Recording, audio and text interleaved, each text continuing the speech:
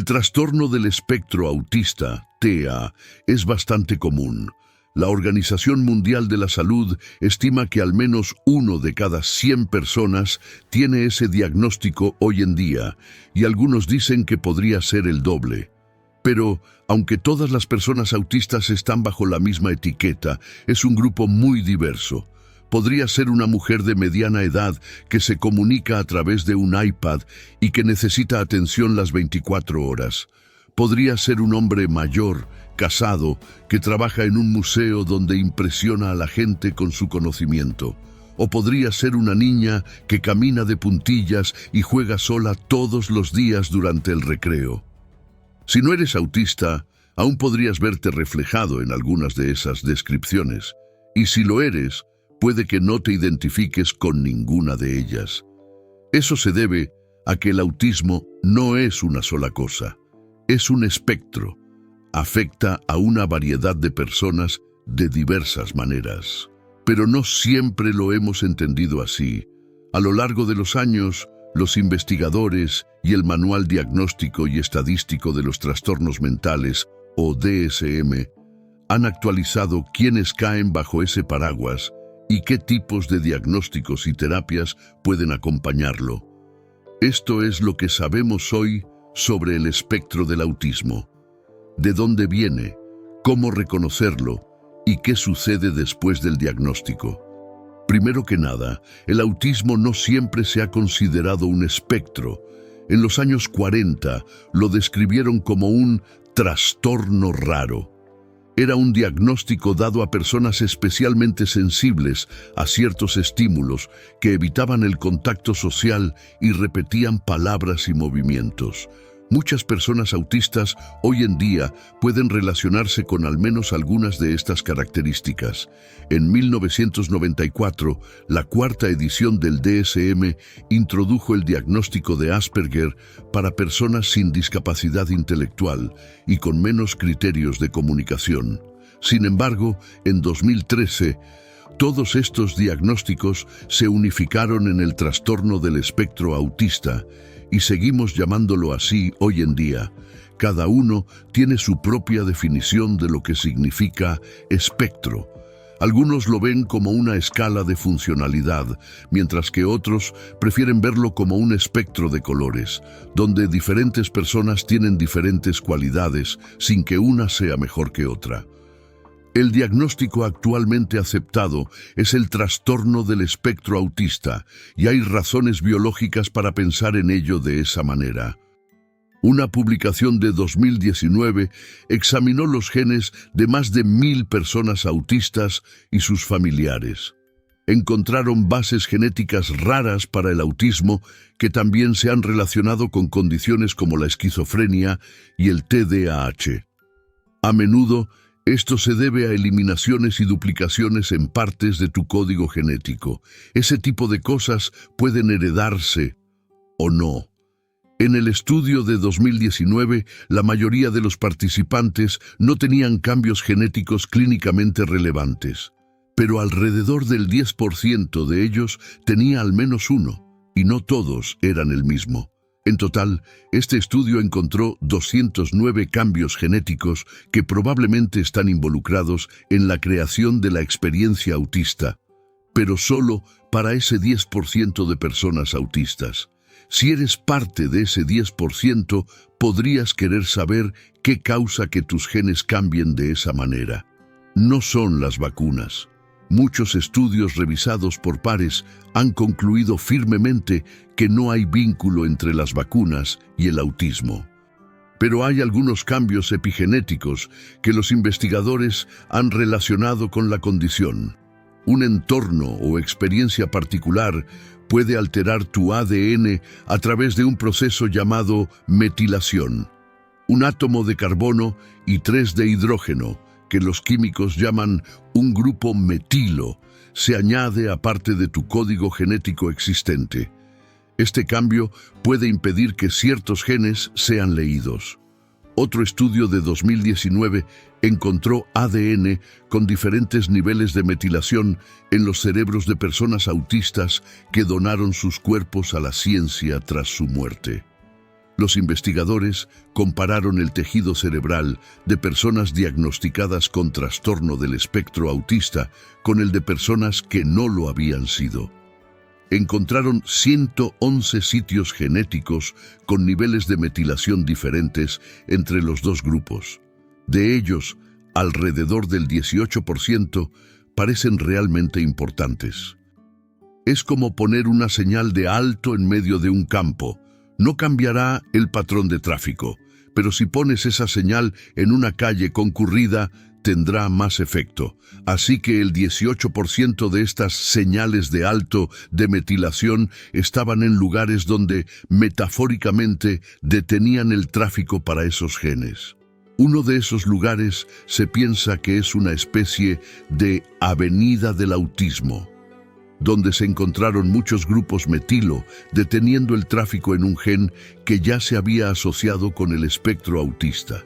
A pesar del vasto espectro del autismo, estos investigadores encontraron que diferentes manifestaciones del diagnóstico tienen los mismos patrones de metilación del ADN.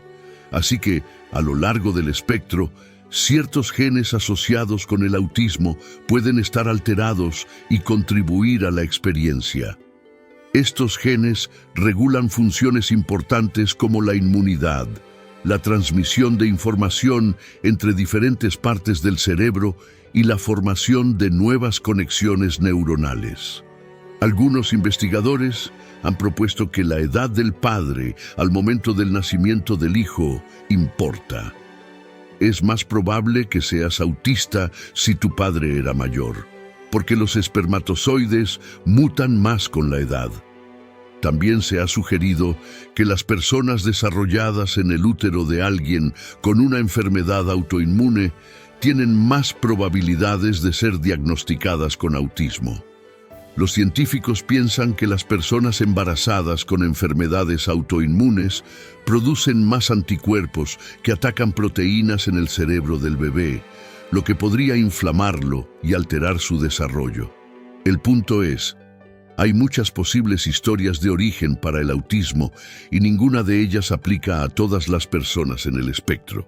Los Institutos Nacionales de Salud han comenzado a impulsar la investigación sobre el autismo y han financiado una gran cantidad de proyectos. Hoy en día, sabemos que el espectro autista no discrimina. Los CDC en Estados Unidos informan que los niños blancos tienen más probabilidades de ser diagnosticados con TEA que otros grupos, pero un estudio de 2014 encontró una tasa más alta de autismo en poblaciones negras, asiáticas y la mayoría de las hispanas cuando se ajustaron los datos por estatus socioeconómico. No son solo niños blancos, tampoco son solo niños. Todos los géneros están representados en el espectro autista.